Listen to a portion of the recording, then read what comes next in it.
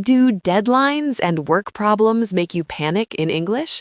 In this video, you'll learn simple, confident English to handle pressure at work. Business English, Deadlines, Office Problems, and Confident Communication. Episode 14, Part 3. Let's start with one of the most stressful work situations, talking about deadlines. Scenario Module 1, Deadlines and Time Management, Core Lesson.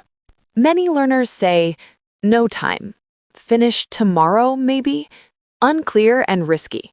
Use these clear and professional phrases. 1. The deadline is Friday. 2. I'll complete this by tomorrow.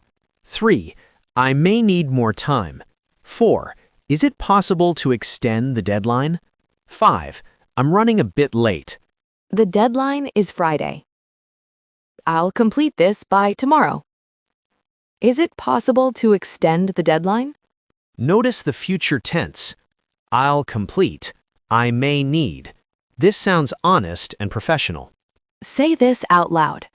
I'll complete this by tomorrow. I may need more time.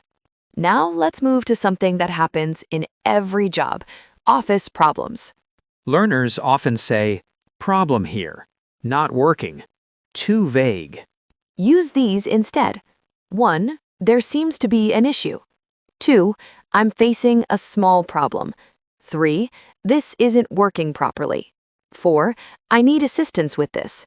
5. Could you please help me? There seems to be an issue with the file. This isn't working properly. Could you please help me with this? Soft phrases like, there seems to be, I need assistance, sound professional, not blaming. Repeat calmly. There seems to be an issue. I need assistance with this. Let's quickly review the key phrases from Part 3. I'll complete this by tomorrow.